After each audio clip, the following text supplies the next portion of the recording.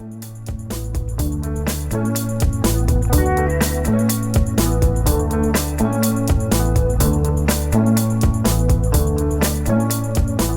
to the Honest Field Guide podcast, a weekly show dedicated to winning in entrepreneurship. I'm your host, JinJa Birkenbeuel. I'm the CEO of Birk Creative, a leadership, brand strategy, and visual identity agency dedicated to helping scale brands and assist with their adaptability with the market. On my show, you get to eavesdrop in on intimate conversation with business leaders and inspired entrepreneurs, designed to give you tips and strategies so your own business can thrive. Subscribe and join me each week for laughter, inspiration, and honest stories.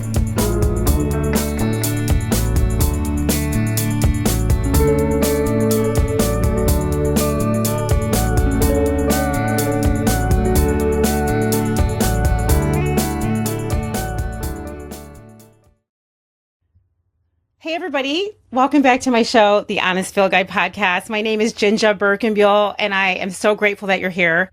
I always say this, you could be anywhere, but you've decided to come to listen to my show, and I'm very grateful for that. If you could please leave my show a 4-star review wherever you listen to shows, and follow me and share it, and let your friends know about the Honest Field Guide podcast, because when you do that, it's not only great for me, but it's also great for my amazing guests. I'm trying to reduce my use of the word amazing, but I just love saying the word amazing because I feel amazing almost every single day. So listen, lately, speaking of amazing, lately I have been feeling like I need new friends. Totally. Like, I'm just like, I need a new friend group. I need to find new people. I need to figure out like, what more can I do to meet some interesting people? And I definitely am interested to meet curious people, more curious people, people that are asking questions and want to know new things, right? And typical of me, though, I'm not trying to find like friends to talk about dishes and curtains, right? And I do love talking about fashion, don't get me wrong, but I'm really looking for friends that are in business because I love business. I love, love, love business. So perfect timing, I stumbled across this website with the homepage that read, "We celebrate friendship," and then it read dinner club. And I thought to myself, oh my gosh, food and friends, that's exactly what I love to do. And even though like a couple years ago, I was going to dinner with friends, and they're so mad at me about this too, because the dinner was wonderful and I loved having them as friends. But I also know that I'm a mom of 3 children. I have my own business. And I was like, oh my gosh, I'm so sorry, but I can't actually go to these dinners anymore and talk about curtains and other things. Like, I can't even talk about politics. I need to be like the bro culture or like the good old boy network and be with a bunch of women and just talk about business, right? So anyway, when I saw this website, I was like really intrigued because I thought, we're at this age now also post-pandemic where I feel like many people are starting to kind of want to turn away from digital experiences. We're just like, okay, how do we get back to in-person, intimate? How can we start meeting real people, shake their hands? Like, I remember during the pandemic, I was like, oh my gosh, I can't shake anyone's hand anymore. This is like my superpowers, a firm handshake, right? So my uncle taught me. And I was like, what do we need to do? Plus, most of my life, I don't know if you've ever heard of something called a supper club, but when I saw dinner club, I thought, wow, I've always wanted to check out a supper club. And I'm not from a community that we actually had supper clubs because my mother, listen, she cooked every single day when I was growing up as a kid. So anyway, long story short, today on my show, I'm really thrilled to be speaking with Katherine Naylor Pullman. She is the CEO and founder of the Media Dinner Club, which is a global dinner party series and online community designed to connect women and non-binary individuals across the media industry. I really loved her stated mission, superpower your network with friendship. That's literally what I was like, yes, I need this right now. It's absolutely perfect timing.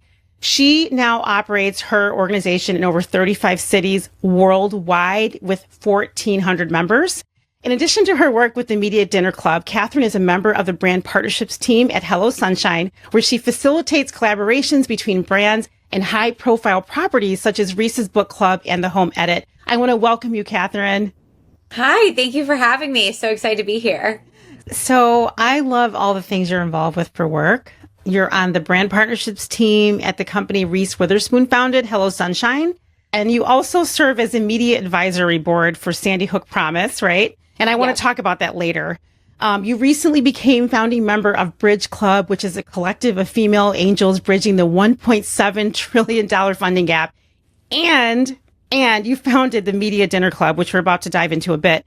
With the exception of the Sandy Hook Promise, I'm seeing a pattern where you're working with companies where women's needs and concerns and issues are centered in the work. And I really want to understand, has that been an intentional career path for you?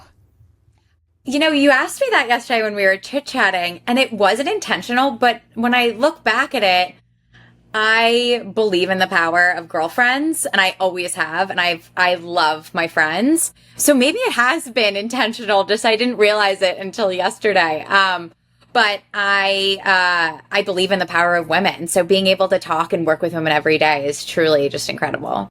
I love that. So, you're saying that you kind of didn't really think about that until we talked about it yesterday, which I love, which to me means there's a through line in your life, or maybe there's something that was going on when you were a child, right?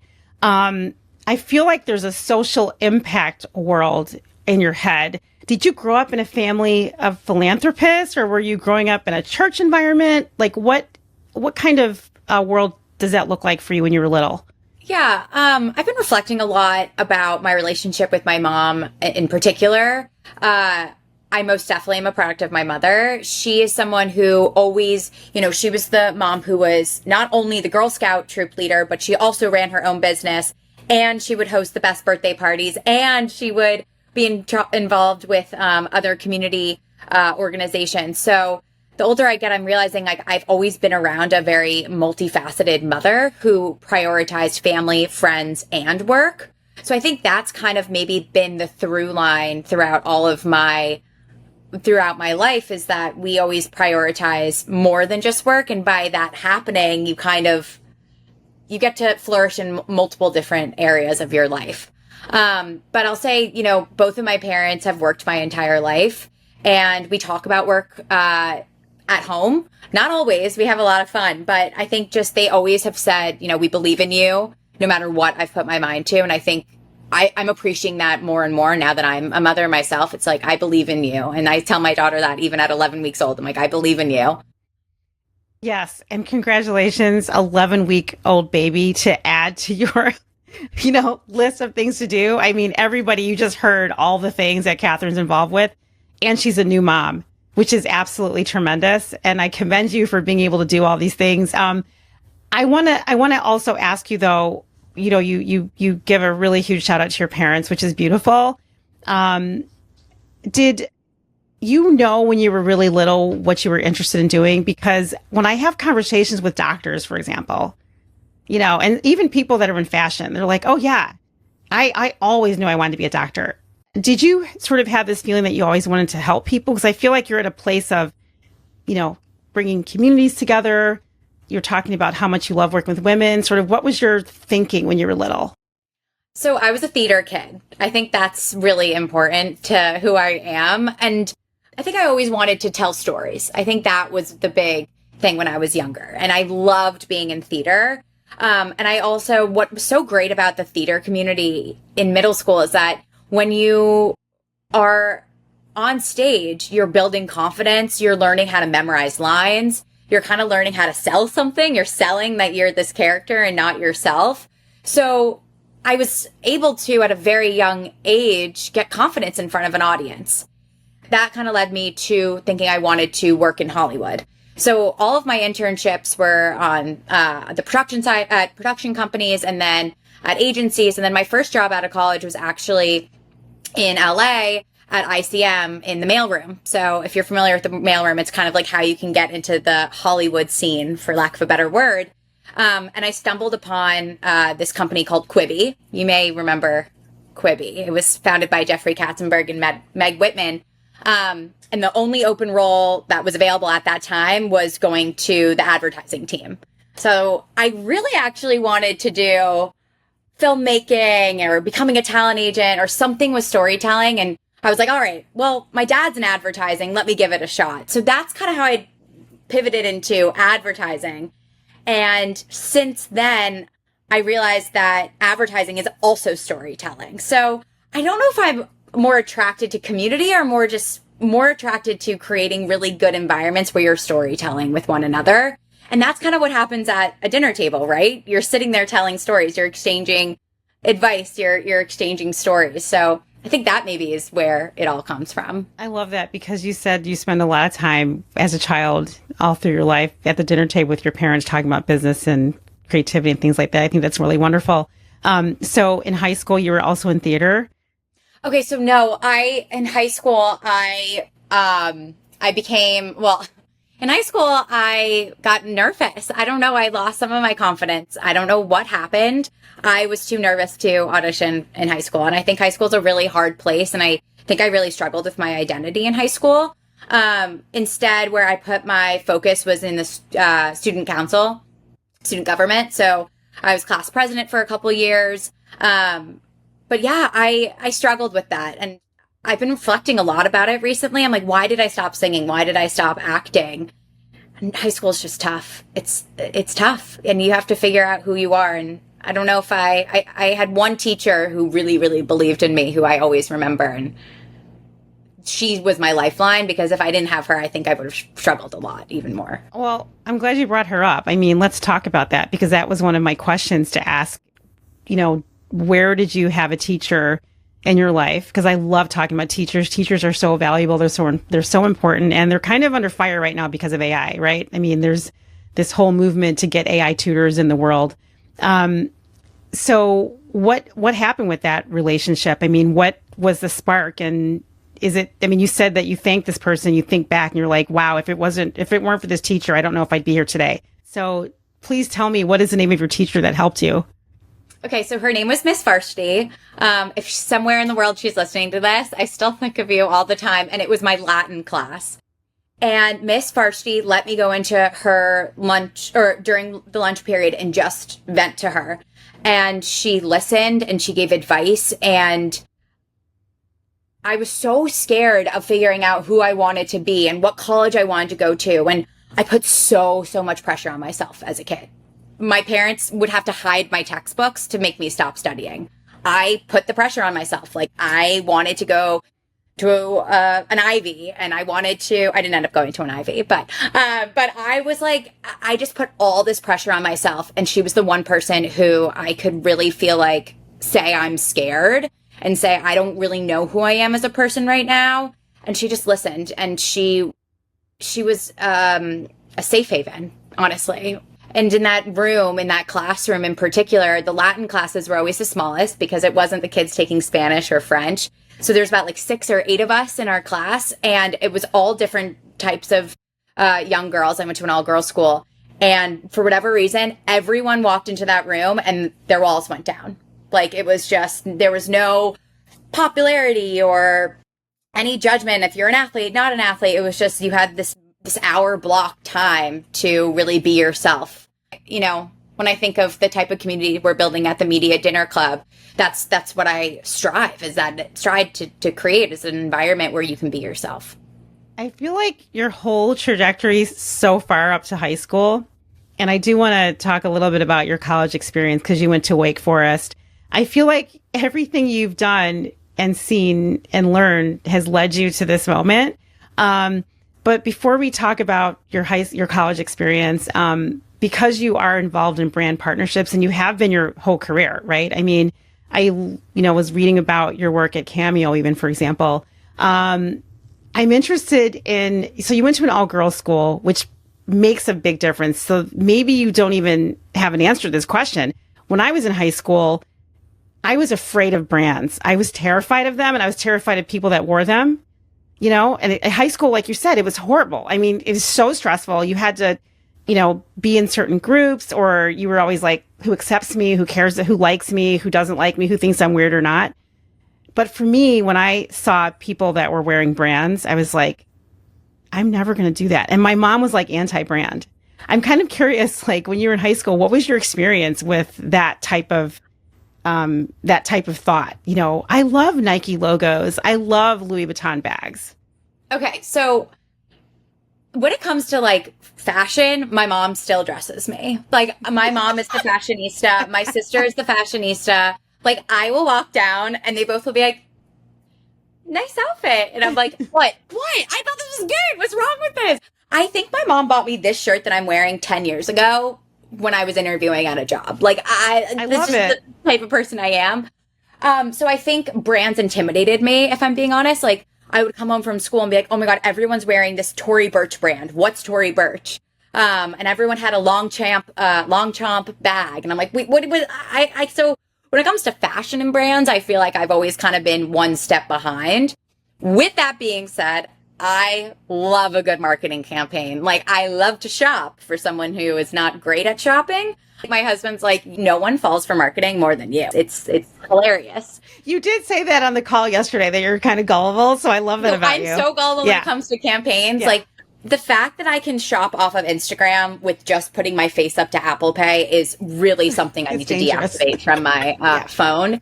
So I don't know if I really had a relationship with brands until I was at Quibi in advertising, and I really started thinking about, once again, I'm going back to storytelling, how brands were storytelling. And I took some communication classes at Wake Forest about branding, but I don't think I really cared about it until I was at Quibi, and I was like, whoa, this is really cool. Because also being at Quibi, I got a front row seat of how they were marketing a new company. And same with Cameo. Like, I got to see how they were marketing Cameo. I get to see how they're marketing Hello Sunshine every day. So even though I'm on the sales side of the business, I really like that I've been able to, from the sidelines, watch how these brands have gone to market and learned from just the internal marketing teams. I love that. Yeah, I just remember, when I was in high school, that first of all, I went to a co-ed school, and my high school was absolutely gigantic. And there were those that we had so many groups, right? We did have the theater group. My school was a performing arts school. So we had theater group, and then we had cheerleaders too, and we had athletes. And then we had the girls that had all the brands. And that was literally my first exposure to brands. And the crazy thing around this for me is I ended up going to school for visual communications. And one of the things I wanted to do was to draw brand logos. And so that was sort of like, oh, there's actually a job for this. I can actually become a logo designer and, do logos for brands. So I just feel like high school, as stressful as it is, there are moments in high school that really are transformative, for your future and your adult life. And they're exceptionally transformative if you're uncomfortable, but you also have teachers that are there to support you and help you, and a great family, which it sounds like, you had. So I really just love that sort of, honesty around your high school experience, because some people pretend like, oh yeah, it was great. It's like, no, it wasn't. High school, it was really hard. High school sucks. And if for any young girls who are listening to this podcast, I think the biggest thing is that I'm a dork, and I was a dork, and I love being a dork. Like, I am a quirky dork. I just am. Like, I just am. And I'm extroverted, and I'm a loud walker, so I stumble over everything. And for whatever reason, I didn't allow myself to be my quirky, fun, dorky self in high school. I was trying to be an image of someone. So it's okay to be the dork. It's okay to be your funny, silly self. And the people who don't get it, like, fine, then sit at, that's okay. It's okay if not everyone loves the dork that you are. Yeah, and just file it away, because I will say that the dork is the equivalent of the geek, and those are the ones that end up, in my opinion, being extremely successful and very unique and in very unique and interesting ways, So you went to Wake Forest in North Carolina, right? You had a BA in communication with minors in interdisciplinary writing and film studies.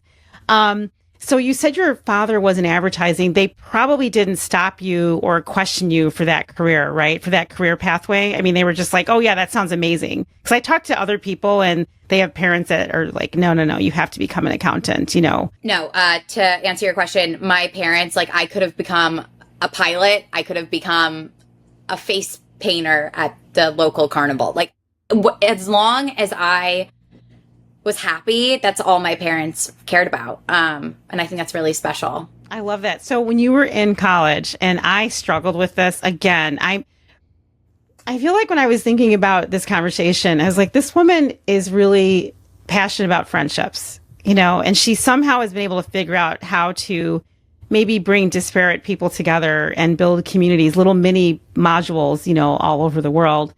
But I remember when I was in college, I really struggled to make friends. And part of the reason I struggled is because I was not interested at all in a sorority. I remember going to a sorority Oh yeah, party. sorry. I I was was, in a sorority. I know this, but So in a sorority, I mean, and I was well, like I'm the head of social media. I mean, I appreciate that. I'm saying, like, when I went to school and I was like, maybe I should join a sorority, I remember walking in there thinking, I looked around and I was like, no, I can't do this. I can't do this. I was just too much of an artist for me. So I kind of want to understand, like, is that how you made friends? Like, how did you make friends in college? What did you do? For whatever reason, I came out of my shell in college after high school. One of my best friends tells this story that I met her during orientation, and I was like, everyone was talking about wanting to join like the run club, and I was like, I walk, like I don't really run. And this other girl, Sabina, was like, I'll walk with you. So I took her phone and made my contact Catherine with the walk emoji. So I think that in college I just started being a little bit more of my authentic self. And I was lucky enough that I really did like my sorority. But yeah, I mean, I think the hardest part for me in college was making guy friends. It's like I came out of my shell towards the women in my life in college, but I couldn't get out of my shell with the guys. I don't know why. It wasn't until after graduation that I felt comfortable making guy friends again. So I think it took me a few chapters to get used to being that theater kid again. What sorority were you in? I was in Kappa Gamma. Kappa Gamma. So did you bring your friends that you had in college? Are you still friends with them today? Yes. Yep. And a lot of us are moving out of the city now. I'm staying in New York. And, yesterday or on Sunday, I looked at my parents. I'm like, I really want to catch up with Kristen for an hour on the phone. Can you babysit Libby? So I'm just making a priority to try to stay in touch with as many of my college friends as possible as we move on to our next chapter in life. I love that. I think college for me was another place like you that I came out and just really was very transformative for me. I just started figuring out what I was really interested in, and I did start becoming more discerning as I moved through, my years in college. And of course, clarity around what I wanted to do with my career became very obvious as well. And, I did really well in college. I was like, oh my gosh, so you can be normal. Life is regular, after having such a traumatic high school experience, which is what I had. High school is just hard. It just is, no matter where. And college can also be really hard too. Yeah, it definitely can be.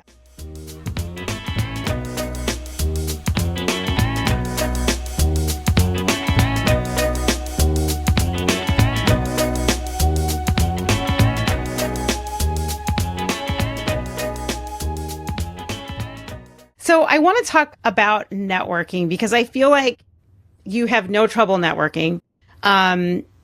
This is almost what you've been doing since you were born with your family. You know what I mean? Having conversations around the table and talking to people and being able to freely share your thoughts and ideas, even though there might have been a little hiatus for a little while in your life. What is your networking ethos? I used to love networking. I'm going to tell you honestly, Catherine, that was my big jam. And I want to say meeting people in person, going to events, these are the things I used to always do.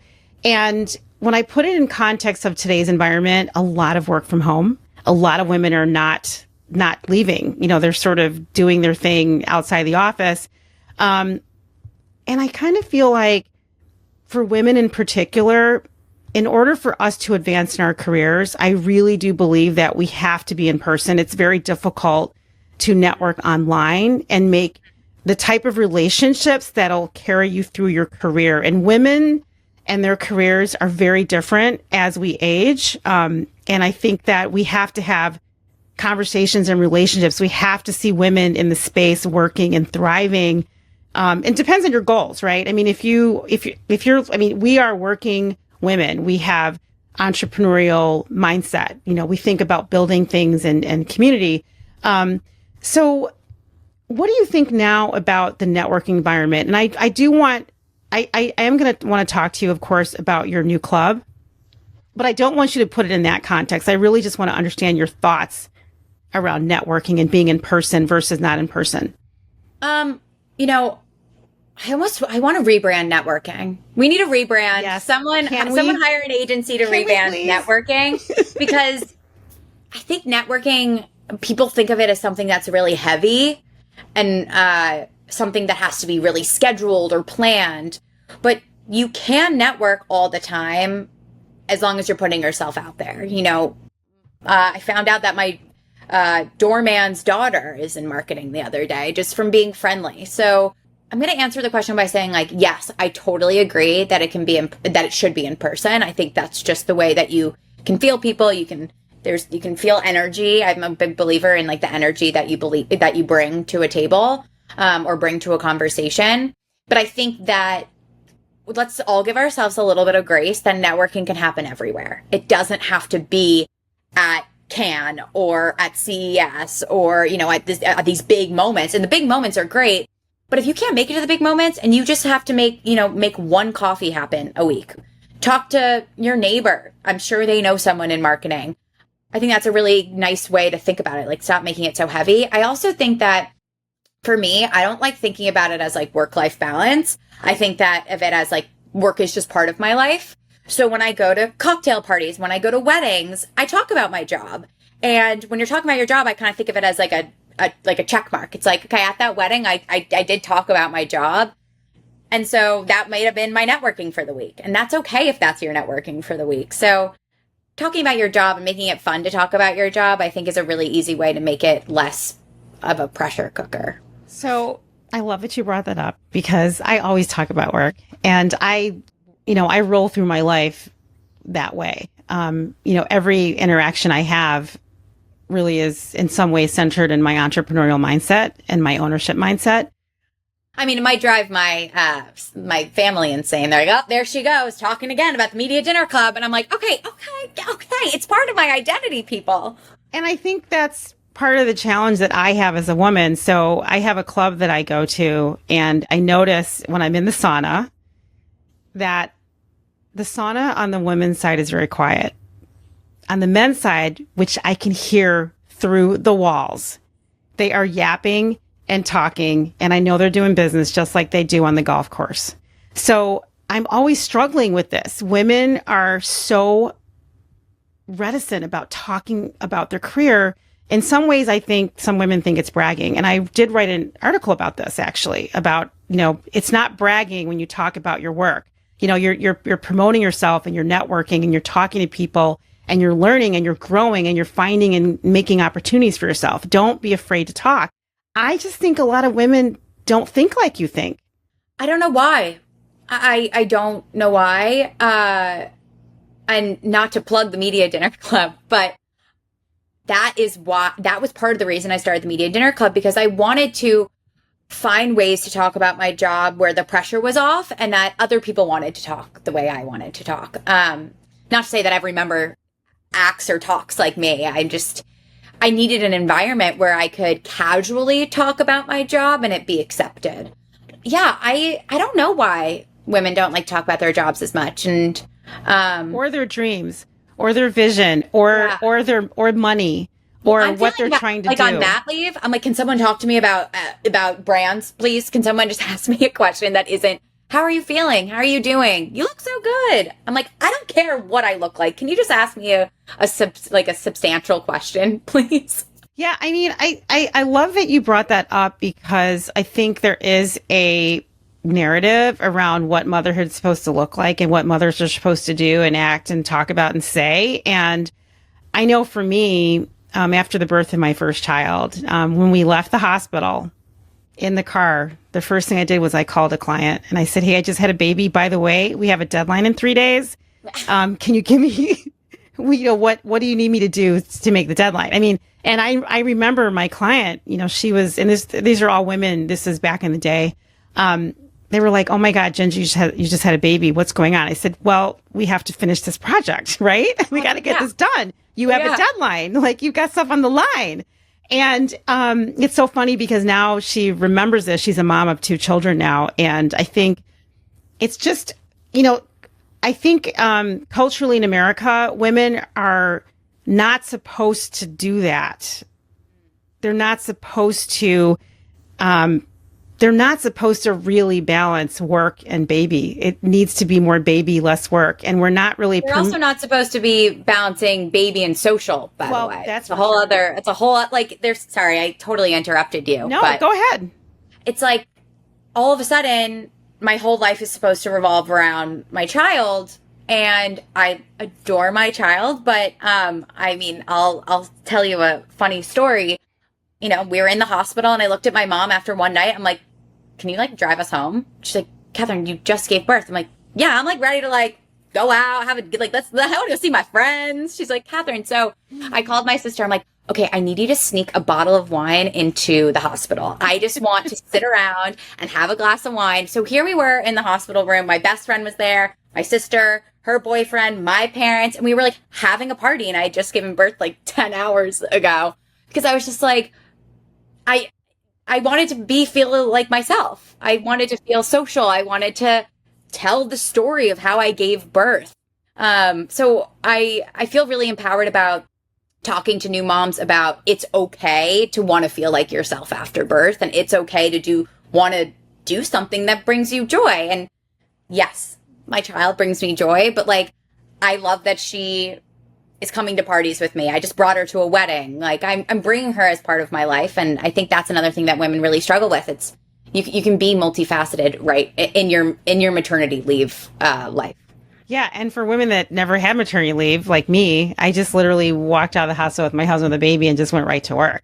Okay. Yeah. No, I'm taking that. No, I mean, so yeah, I mean, I just think that there is no rule. There is no you're supposed to do. There is no this is what it's supposed to look like. This is how it has to happen.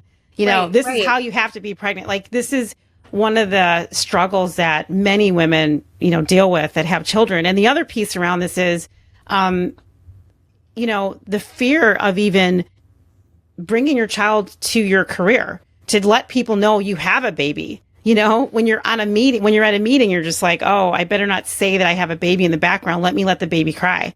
You know, there's just this pressure when you're working, you know, whether you have your own business, you're working a company, and it depends on the company, obviously. It depends on the culture of the company. Every company is not like this.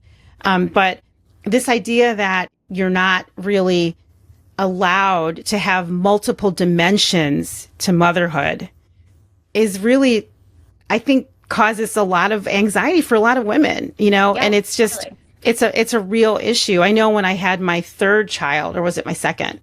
I think it might've been my second child. I was in a meeting with a woman leader. She was not very compassionate.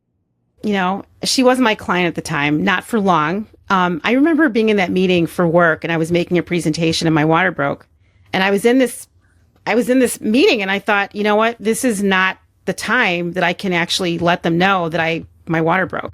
And I had to continue on in the meeting and just keep going, because I was in an environment where there really wasn't a lot of empathy or compassion or consideration for what I was doing. But I still also was like, oh my God, I love this project. I really want to talk about it. Yeah. I like the idea of talking about like compassion, because I'll be honest, I did not know what it was like being a mom until I became a mom. I think moms are different and they need compassion. So how do you create work environments that allow space for that compassion for moms? And I think that's something I want to think about when I'm talking to my clients, when I go back to work full time, like making sure that I'm being compassionate, and also just being compassionate to anyone's personal life. You know, it doesn't have to be a mom. Everyone has stuff going on at home. Everyone does. So just always being very cognizant of and compassionate that the person you might be seeing at work might be having a lot of other things going on is kind of the way that I try to lead at the Media Dinner Club and go to work at Hello Sunshine. You're going to find, I think, there's going to be confusion with, you know, society that says, wow, how do you even have a business or think about things like this? You know, you're a mom, you're supposed to be doing X, Y, Z. I met a woman years ago, and she's now the CEO of Ulta. And I remember having a conversation with her, Mary Dillon, at, I think it was like a huge event in Chicago. And I was asking her, I'm like, she has 4 children. Mm-hmm. And I remember asking her, what in the world? How are you doing? And I think she's like a marathon runner too. Like she's running marathons all over the world. And okay, that's a whole other level. I know.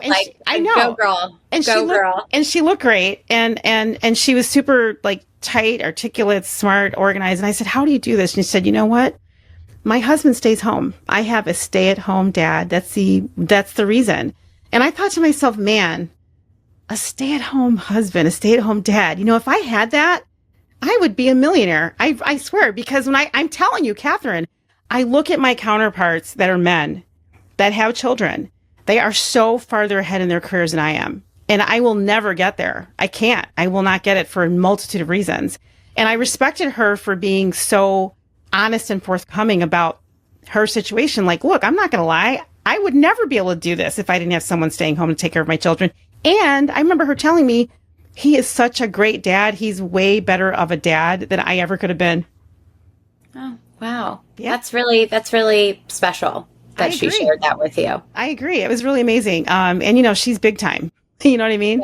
Yeah. She's transformed companies. So, all right. So, hon, you got to quit your job. Let's do it. You got to get that stay-at-home dad vibe going. You know what? Manifest. You're the queen. I'll manifest that. You're the queen of manifest. So I want to talk about community, because community to me is different than networking.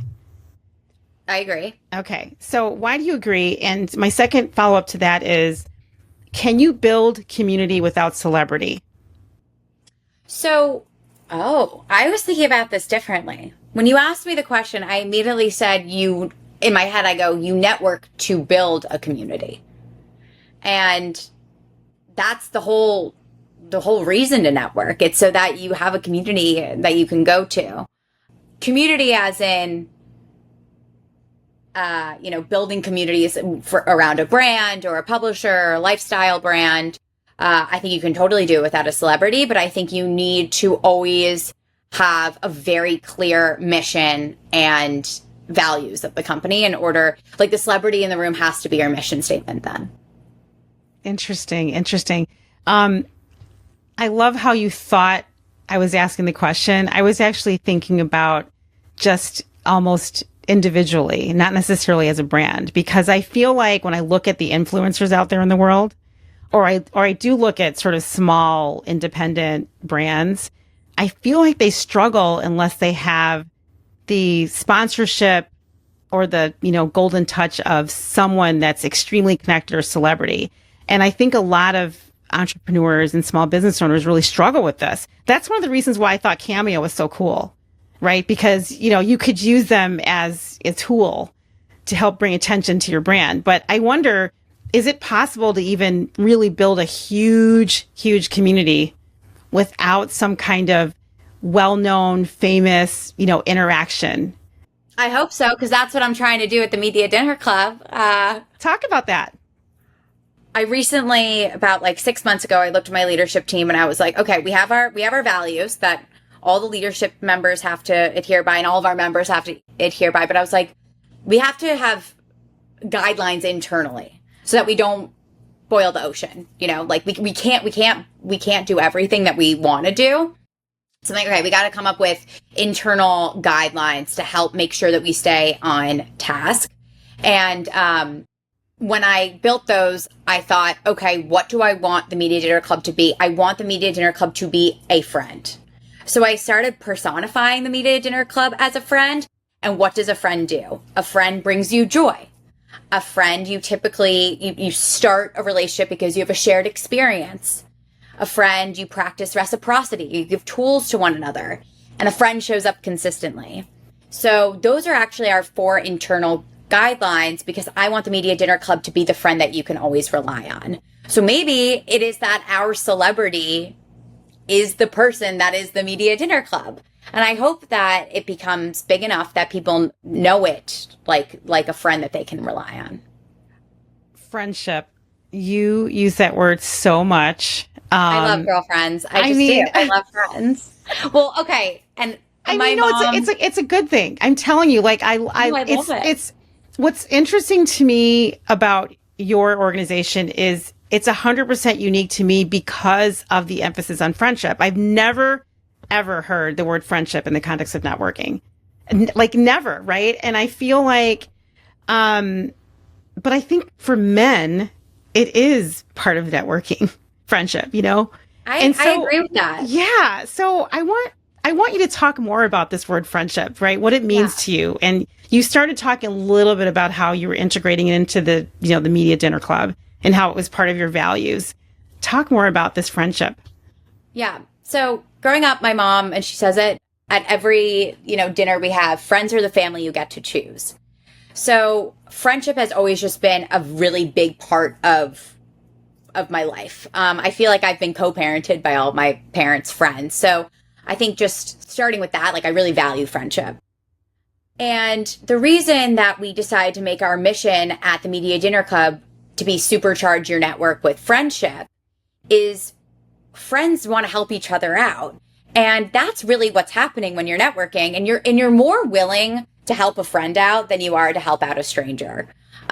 And I also think that when people, suggest jobs to one another, if you can really talk to them about, as a person, talk about them. So if I were to give you a job description, I would now say, you know what, she's really intimate. Before we even hopped on this podcast, we talked about, we just dove right in when it was like we were friends. If I can make that in a recommendation about you, it's like, oh, wow, they really know each other. So that's why I really like the friendship path. And I also think that so much of networking is actually trusting the person, trusting they're going to do a good job, trusting that you want them to be a part of their community. And the whole basis of friendship goes back to trust. So creating an environment where people can trust one another and become friends really allows that supercharge of their network. I love that you brought up trust. I think that women are afraid of each other. I think we're afraid to collaborate with each other. I think we're jealous. We're competitive. I don't know why. I kind of do know why, and that's sort of a longer tail conversation around, American culture for American women. So what I love about your club is you're kind of trying to bridge that. Is that something you talk about publicly all the time? I mean, so how about when women are onboarded? Do they get a packet that says, come as you are? That's one of your mantras, right? Isn't that the mantra? Do you want to talk about that? Come as you are. Know that when you come here, this is collaborative. You're in a safe space. This is a friendship space. This is a friendship circle. What does that look like? So the way that the Media Dinner Club works is that once you become a member, you get to join intimate dinners in your city. So, and depending on the demand of your city, we'll add more dinner leads so that we can have more dinners. So in New York, for example, we have about 12 dinners a month due to the demand of the amount of members we have in New York.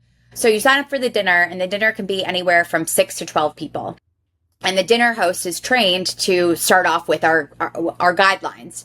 So our first guideline is come as you are. So, if you need to cry about a boyfriend or girlfriend, if you need to order champagne because you got promoted, if you need to talk through a job offer and make sure that you're getting the right salary, anything you need in those 2 hours, you are allowed to come. That also means you can be an extrovert. It means that you can be an introvert. So when all of a sudden you're like, oh, I don't need to think, there's no agenda. I just can come as I am. That's the first step in telling people it's okay to trust each other at this table. To make sure, though, that people really do lean into come as you are, we have 2 other values, which is use confidentiality. So anything that happens at the table stays at the table. And our other value, which is my favorite one, is practice the pivot rule. So during the dinners, if any conversation makes you uncomfortable, if you feel like it's not the conversation you want to be having, you can say pivot, no questions asked. So that really allows people to be like, okay, if things are going weird, or if the dinner lead is like, you know what, it's getting too political, you can say pivot, and all of a sudden everyone feels comfortable again. And then our last value is just leading with joy. So when you're coming as you are, you trust that it's a confidential environment, you trust that you have a tool to use if you get uncomfortable, and everyone is there to be joyful. It does have that foundation of, okay, this is a trustworthy space. So Katherine, I'm really curious. One of the things that jumps out at me about the word friendship is the opposite of friendship, which is loneliness. And I sometimes wonder, are women, especially American women, are we lonely? And is that one of the reasons why your group might be working? Yeah, I totally think so. I mean, as an extrovert, COVID was very challenging for my mental health. And not being out with people and meeting people was very difficult. So that was honestly part of the reason that I started Media Dinner Club, was to tackle my own loneliness and making sure that I had a community within the media industry that I knew and loved in New York. So I think that's a huge reason that people are so attracted to it. And, research shows that adults in the United States are lonely. And especially like now what we're seeing on our Slack community, you can go there for all different types of advice. You can, we have a mom talk channel. We have a podcast ideation channel. And part of being lonely and combating loneliness is knowing that you have people in your corner to ask questions. Another idea, or something I talk about a lot, is the idea of a group chat. There's nothing more powerful than a girls group chat. And we've just made the ultimate girls group chat by creating a Slack channel where you can ask anything.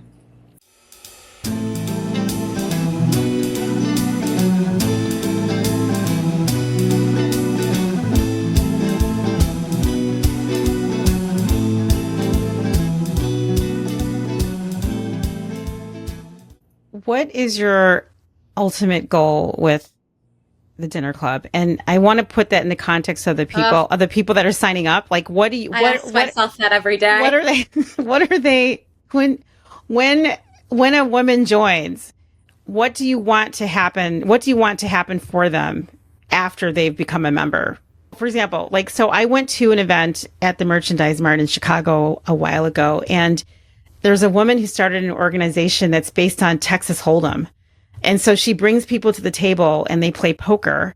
And the reason she does this, Texas Hold'em poker, the reason she does this is she believes that there are strategies and lessons in poker that actually can help women in business. And she wants women to have more confidence in asking for raises. And she wants women to start understanding better body language and when you should speak and when you should not speak, things like that. And so she wants women to leave the table having the confidence to say, oh, I now get how this business world works, kind of thing. That's sort of the outcome that she's looking for. Now, I remember going to this thing. I'd never played poker in my life. And what struck me about the thing that I was at, I was like, at the table, I'm like, okay, who's played poker before? And every woman at the table said they'd never played poker before. Well, that was a lie, because when I sat there to play the poker, these women were like, they killed me. I was like, oh my God, why did you pretend like you didn't know what you were doing? And I thought, is this what women do? Do we actually sit in a room and shrink and pretend like we don't know what we're doing? Anyway, that sort of was a little bit of a sidetrack, but my point is that I would love to understand, when a woman signs up, what is she going to feel when she comes out? So I think I paused when you asked this question, because I think every person will leave with something different if they practice the come as you are rule. So let me explain. Now it's been like about a year and a half ago, I went to one of my dinners and I was in a horrible mood. I was in part of my cycle that was putting me in a horrible mood. And the woman next to me, I was like, I'm having the worst period of my life. And yes, I'm using period in a podcast. It's not a scary word. And she looked at me and she was like, oh, well, do you track your cycle? I'm like, no, I don't even really know how to do that. She's like, I'm a doula. I was like, what's a doula? And she was like, oh, well, a doula can either help you get pregnant or help you through your pregnancy journey. So she explained this to me. So fast forward 6 months later, when I got pregnant, my first call was to Madeline. And I was like, I need a doula. So I share that because if I hadn't come as I was that night and shared that I was having a hard day, I would have never known that my dinner partner on the side, she's in ad tech. I didn't know that on the side she was a doula. I wouldn't have known that was a tool I even needed in my toolbox. And that ended up allowing me to be a much better, I don't want to use the word better, but it allowed me to be much more prepared for pregnancy and birth than I would have ever been. So when you ask, what do I want people to get out of it? I want them to come as they are, because when they do, the community will provide them the tools that they actually need instead of what they're pretending to need. And I think that happens at the table because the number one piece of feedback that we get from our members is, oh my God, I feel so good after that dinner. I absolutely love that. The doula piece, I wish I'd had one. I mean, she's like the best. Madeline Simpson, if you need a doula. Shout out to Madeline Simpson. I will tag her in the comments below. She is amazing. So there's a woman, she's an elected official in Illinois. Her name is Donna Miller, and she actually is starting a program in Illinois specifically for doulas. She says that women need doulas for their health, mental health, physical health, all kinds of health. And there's just not enough support in the medical system for women, especially women with children or women that are having children. And so, I don't know, she's starting this new program and I was just like, wow, that's incredible. Where were you when I was having my 3 kids? No, like, I joke that my next like club, it'll be the Media Dinner Club, and then it's going to be an entire club just to talk about doulas. It'll be the Doula Dinner Club. I think that you're going to have a lot of women show up. I'm telling you, it's not a joke. I mean, that's an idea. Do it. Make it happen. Yeah. I mean, I feel like, you're expanding globally, right? How did you do this? You're one person. How did you get to all these cities and states and countries? So when I started the Media Dinner Club, I thought it was going to be the monthly Media Dinner Club, and it was going to be 6 women in New York once a month. And I just started DMing people on LinkedIn, like, do you want to come to my dinner? And slowly, due to the demand, I was like, does anyone want to host one of these dinners? When was that? Put this in context of the timing. What year was this taking place? October 2023, so about 2.5 years ago. It's only been 2.5 years. Yes. Wow. And we had to restart everything in October when we started our website and we started actually having a paying membership. So we kind of had to start from 0 members all over again. So I'm very proud of everything we've done since October. So go ahead, finish your conversation around how did you scale this? You said so. A gal that I worked with at Cameo reached out to me and she said, "Can I start this in LA?" And I was like, "Don't see why not." And then a gal reached out to me. I think I met Maggie on like LinkedIn, was like, "Can I do this in Dallas?" And then a gal that I worked with at a partnership with, I ran a partnership with Cameo and Snapchat, reached out to me in Chicago. And she was like, "Can I do this in Chicago?" And from there, that is truly how all these chapters have popped up. So I'm very proud of the fact that we are a demand, we grow due to demand. I never reach out to someone and say, "Hey, can you start this chapter here?" Because it is a volunteer role. So I always am looking for someone who has that passion and has the time and has the energy to start a chapter in their city. So that being said, I have not met a lot of our chapter leads in person. Yeah, I haven't been to a lot of these cities yet.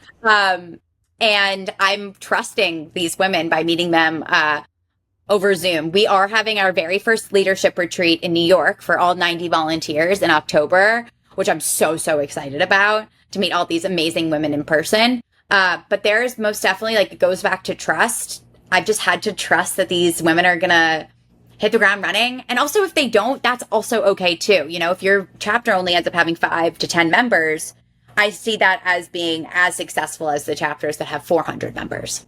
So thinking about the Media Dinner Club, what types of innovation are you trying to move forward on, if you can talk about anything? Because I feel like, first of all, let me just say this. The concept itself to me is innovative. I sort of love this. And I interviewed someone last week. Her name is Micah Clasper Torch, and she launched a community on Instagram, which completely blew up, totally took her by surprise. She had no idea this was going to happen. And now she's got a company around it, which is kind of like what is happening with you, right? So I feel like me asking you about what innovation are you planning is just like, this whole thing is an innovation, right? I mean, every day my leadership team is like, what if we did this? What if we did this? So I'm really proud of the 3 new tools that we've brought to our community this past quarter. The first being, we call it Savory Sessions, and it is a friend-to-friend mentorship program. So one of our members, Jody Sherman, who's also a dinner lead in New York, came to me and she's like, "I really want to build a mentorship program." I said, "Nope, that's not the place for this, because I don't want to make this about age. I don't want to make this about experience. Anyone is allowed at the table. All ages, like, this is all about multi-generational friendships. The second we make someone a mentor, age comes into it. I hate ageism. Hate it. I wrote an article about ageism for Fast Company magazine, and I need to read that. I know I love that you're doing that. I mean, I just have to stop you for a moment because please do.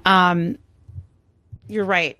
Mentorship does put a barrier between the mentee and the mentor, and then you start getting into advisors and sponsors, and those, of course, those people end up being older, and then that just changes the dynamic, right? And I feel like what is beautiful about some communities is you're just like, look, we're all women here. We're all working women here. Some of us have children, some of us don't, but we're not trying to, we're not trying to put barriers between each other. We're not trying to be better or worse or more accomplished or less accomplished, more famous, not famous than someone else. We are really trying to build something together. And I love that. It sounds like that's what you're doing. Right. So then Jody came back to me a second time. I was like, I really want to do this. I'm like, all right. Let's talk about it a little more.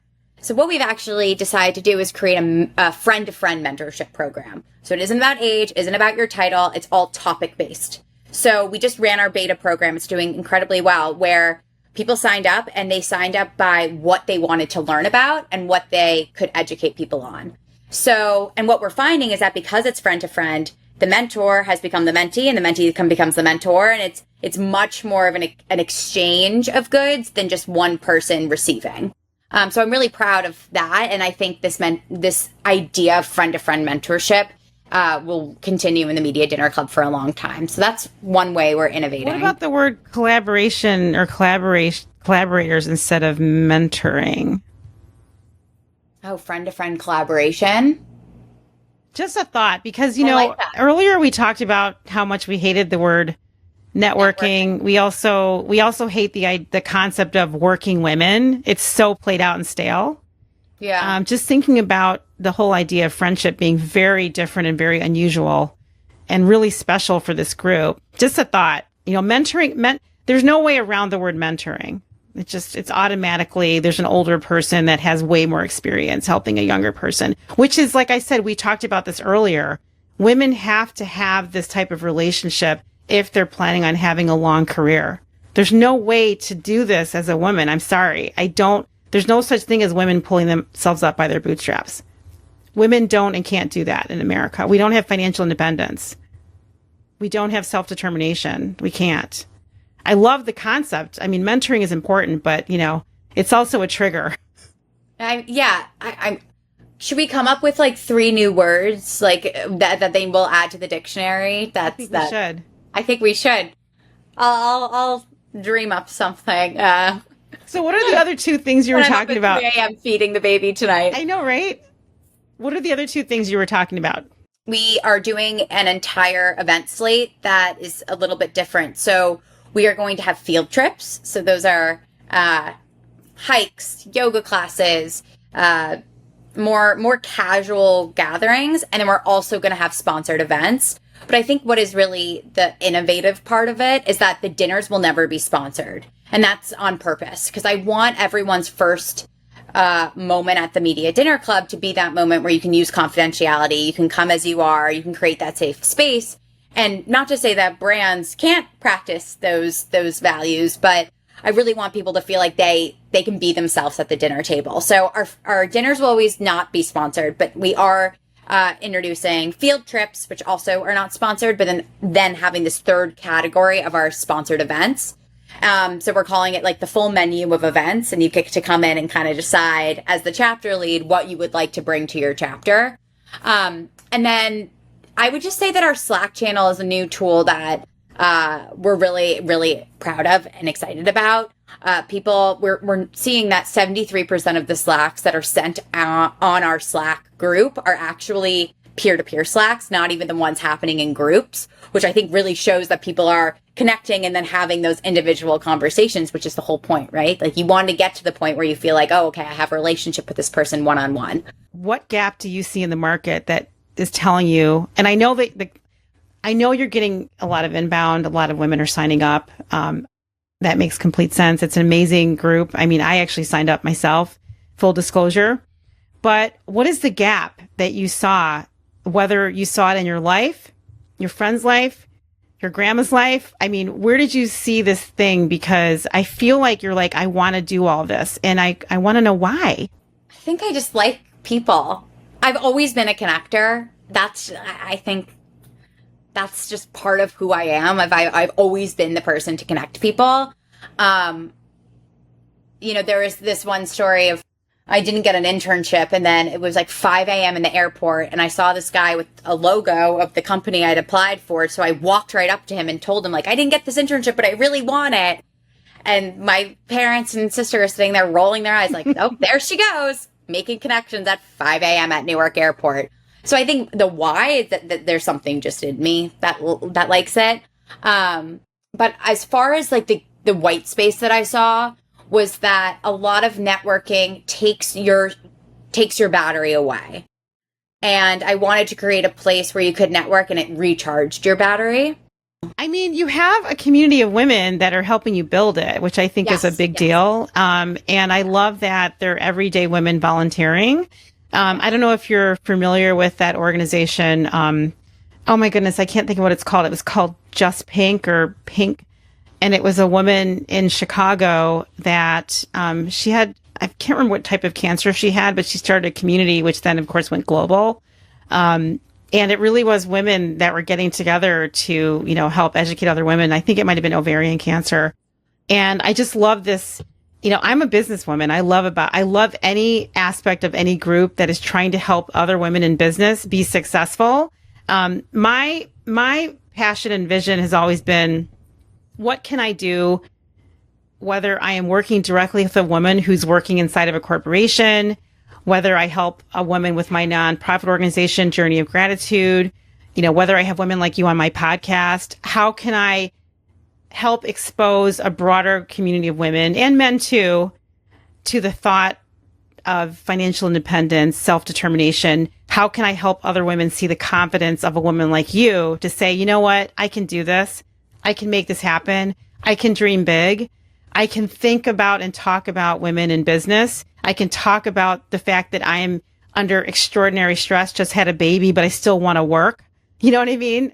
I'm sad and laying in bed here nursing, but I need to get up because I want to get up because I want to work, and don't make me feel shamed about that. Like I want people to see that women have so many different dimensions that, we can all do the things we need to do if we build community, which I think is what you've done with the media club, the media dinner club, which I think is brilliant. I'm glad there's a chapter in Chicago. I'm glad that there's other chapters across the country. I think every city needs a chapter.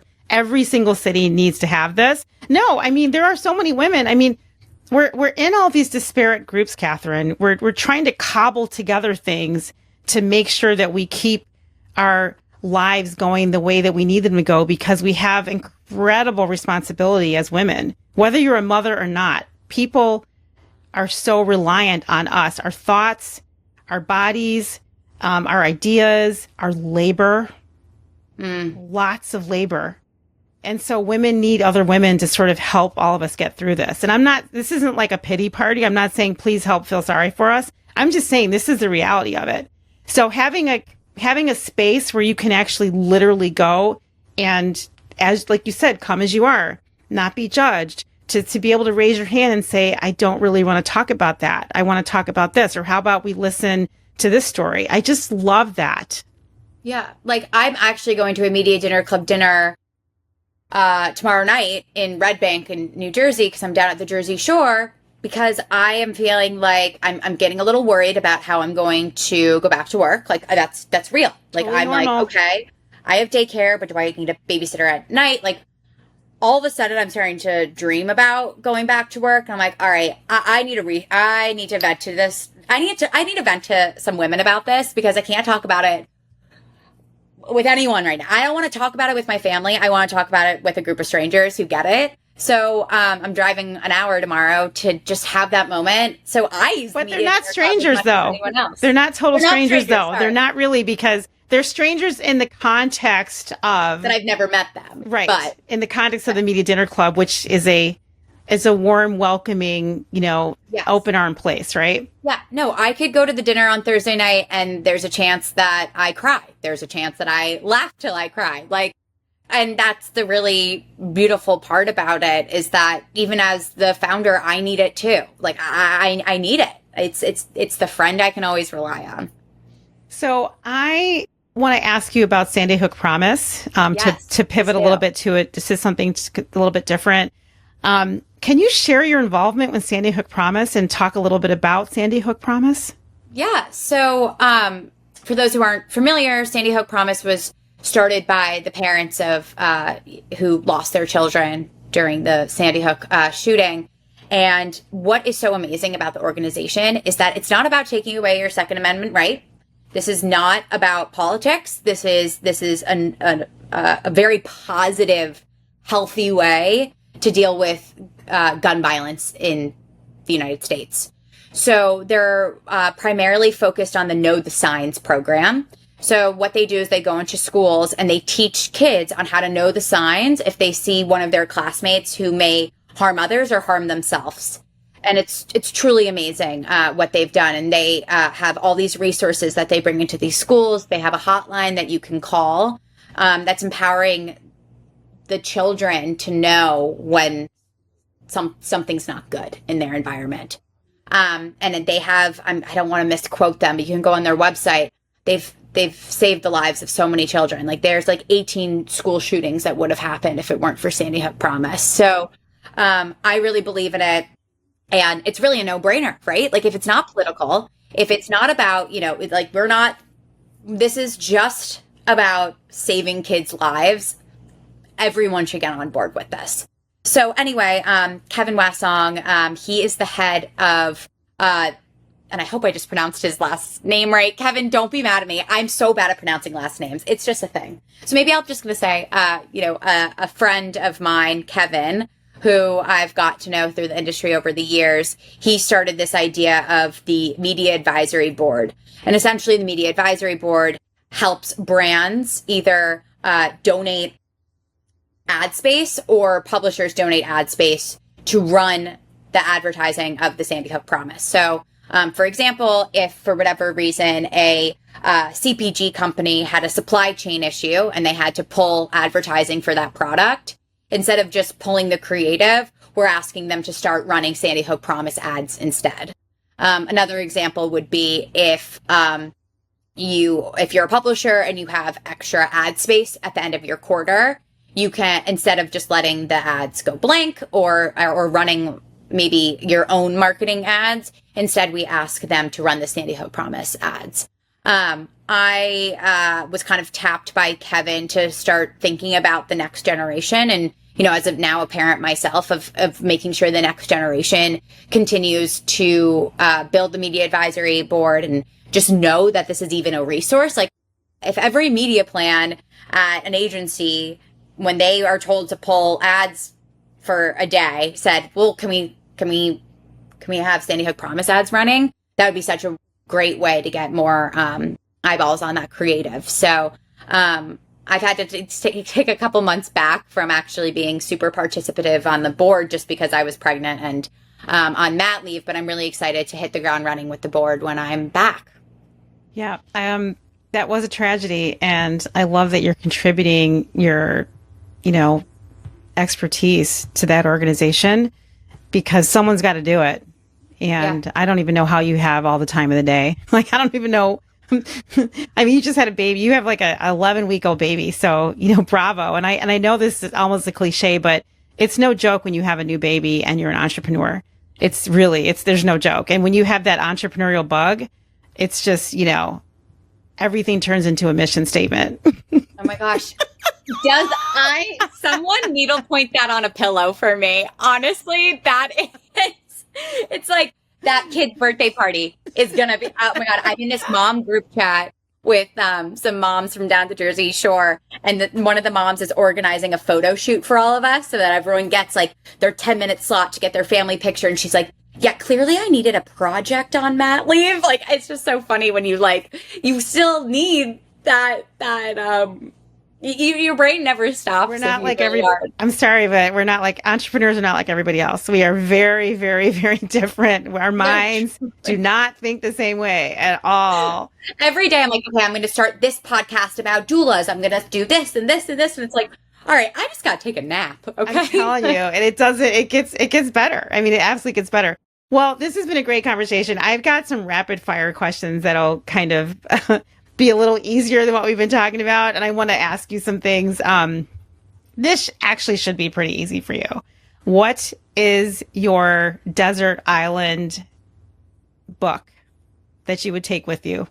1, 2, or 3 books. It doesn't have to just be one, but do you have one? It could be fiction, nonfiction. Girls that know will know. It is the A Court of Thorns and Roses, like ACOTAR series. That's like my favorite series. Once again, I'm a dork. I love my little sci-fi fairy books. So that would be the book I would bring. That and going back, this is also because I was a theater kid, Twilight. Like, I love Twilight. I will always go back to Twilight. And I think that's because if I was stuck on a deserted island, I would want something nostalgic that would remind me of home.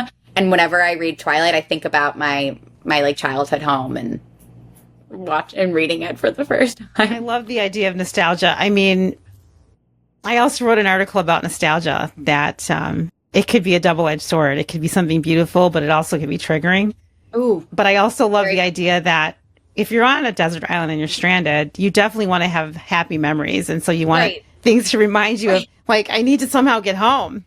Right, exactly. Okay, so now you know what my next question is going to be. I need to know about the music. So if you're on this island, what are the 3 albums you're taking with you? Oh, come on now. I know. We talked at the very beginning about, you're from a traditional rock and roll family. Is this too hard? No. Okay, Abbey Road. The Red album by Taylor Swift. Wow, love it. Oh my gosh, this is so hard. I know. I knew it would be. Because your parents are hardcore, like, music lovers. Yeah. That's like your cultural upbringing. The National. Like one of their like first albums. The National. No, but then I don't have the Stones. No. Okay. 1 Beatle album, 1 Taylor Swift album, 1 Stones album. Done. I'm going to definitely hold you to that one. Which Rolling Stones album? I don't know. Can I look at my playlist? No cheating. Wait, no, you gotta, wait. I am cheating. Sorry. Just.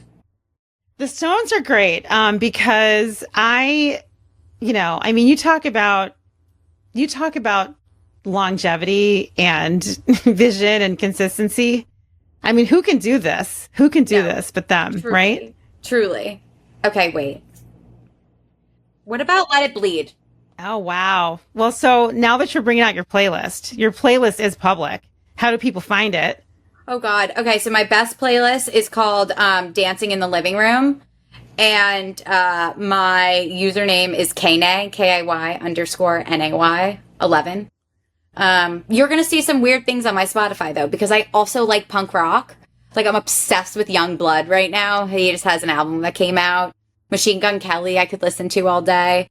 I have a very eclectic group. So you don't listen to vintage punk? You're listening to more of the new punk, huh? Oh, and vintage punk, too. Okay. I like listen the Ramones? Yes. Yeah. I mean, your dad probably told you all about the Ramones. The Ramones have to. Well, as I say, we spent most of the pandemic watching documentaries. My favorite one was on the Runaways and like Joan Jett. I love Joan Jett. I didn't see that one. Very cool. Is it good? They're just, the Runaways were so badass. I like went through a time where I really wanted to get a tattoo of like something about Joan Jett, and I'm glad I didn't do that. But because I don't know. No, maybe I should. Why There's not? actually a great documentary on the Pixies and great documentary on D. Boone. Okay. But I love music documentaries. So, okay. Oh, have you watched The Making of We Are the World on Netflix? Yes. Oh, it's so great. So good. I just watched it 2 weeks ago. I can't get the Cyndi Lauper thing out of my head, though. Like, her Which whole... part? Just when she was in the studio and there was some jangling going on, nobody knew what was happening. Oh, and it was all of her stuff. No, but she was upset about that too, like that people were like hassling her, but it was great. Yeah. I just love when well, first off, Lionel Richie, it really makes you appreciate him at a whole new level. And Quincy Jones.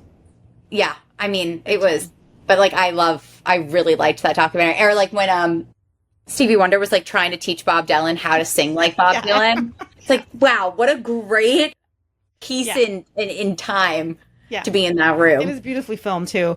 And so what is the one celebrity that you like to be introduced to that would actually have you frozen? Like someone that you're just like, oh my gosh, because I'm the kind of person that generally when I'm in front of celebrity, nothing really prevents me from having a conversation or stopping and asking a question, except for if I were in front of Bob Dylan. I mean, that's probably the one celebrity that I would sort of not, I just like, what can I possibly say to Bob Dylan, right? But who do you have in your sort of mind that you're like? I really admire Sarah Blakely. She's the CEO of Spanx. And I think I would be like so nervous. I feel like I would just blurt out, "Can you be my mentor?" Or it would just come out. Even though she's probably someone who would totally love if I did that, but I think I would freeze for a second and be like, "What do I say? I want to impress her." So I'd say that's probably my answer. You know, I would too. Yeah, I think that she would be someone amazing to talk to, and if I had an opportunity to interview her on my show, I mean, I would need a month to prepare. We have to manifest it. Well, I think we should. Can we do that? She was at Hello Sunshine's Shine Away event last October that I was working because I work at Hello Sunshine. So I've been like 15 feet away from her.